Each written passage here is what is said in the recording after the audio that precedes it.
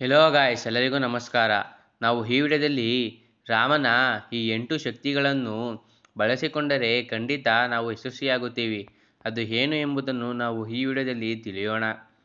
ಭಗವಾನ್ ರಾಮನು ಮರ್ಯಾದ ಪುರುಷೋತ್ತಮ. ಪ್ರಪಂಚದ ಯಾವುದೇ ಮೂಲೆಗೆ ಹೋದರೂ ನಾವು ಅವನ ಆರಾಧಕರವನ್ನು ನೋಡಬಹುದು.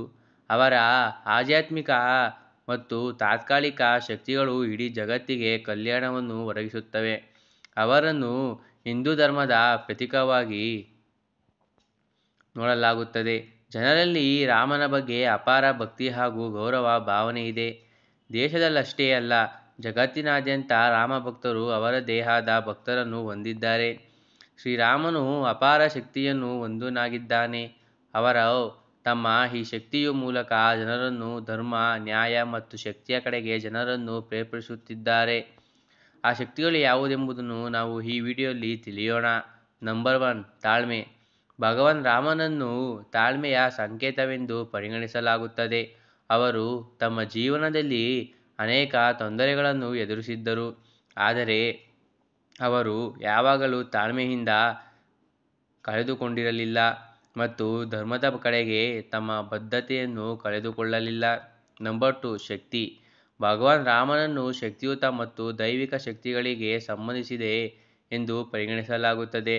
ಭಗವಾನ್ ಶಿವನ ಆಶೀರ್ವಾದದಿಂದ ಶಿವ ಧನಸ್ಸನ್ನು ಮುರಿದು ಸೀತೆಯ ಸ್ವಯಂವರದಲ್ಲಿ ಸೀತೆಯನ್ನು ತನ್ನವಳನ್ನಾಗಿಸಿಕೊಂಡನು ಹಾಗೂ ರಾವಣ ಸೀತಾದೇವಿಯನ್ನು ಅಪಹರಿಸಿದಾಗ ರಾಮನು ರಾವಣನ ವಿರುದ್ಧ ಹೋರಾಡಿ ಸೀತಾದೇವಿಯನ್ನು ಪಡೆದುಕೊಂಡನು. ನಂಬರ್ 3, ನ್ಯಾಯಪ್ರಿಯ. ಭಗವಾನ್ ರಾಮನನ್ನು ನ್ಯಾಯದ ಸಂಕೇತವೆಂದು ಪರಿಗಣಿಸಲಾಗಿದೆ. ರಾಮನು ರಾಜನಾದಾಗ ಅವನು ತನ್ನ ಪ್ರಜೆಗಳನ್ನು ನ್ಯಾಯ ಮತ್ತು ಧರ್ಮವನ್ನು ಅನುಸರಿಸುವ ಮೂಲಕ ನ್ಯಾಯಯುತವಾಗಿ ಆಳಿದನು.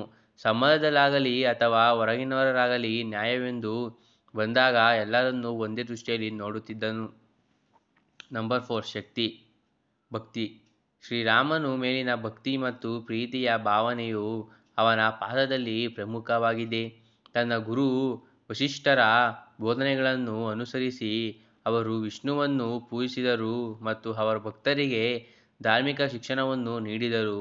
ಯಾವ ವ್ಯಕ್ತಿಯಲ್ಲಿ ಭಕ್ತಿಯ ಭಾವನೆಗಳು ಹೆಚ್ಚಾಗಿರುತ್ತದೆಯೋ ಅಂಥವರು ತಮ್ಮ ಜೀವನದಲ್ಲಿ ಯಶಸ್ಸನ್ನು ಪಡೆದುಕೊಳ್ಳುತ್ತಾರೆ. ನಂಬರ್ 5, ತ್ಯಾಗ.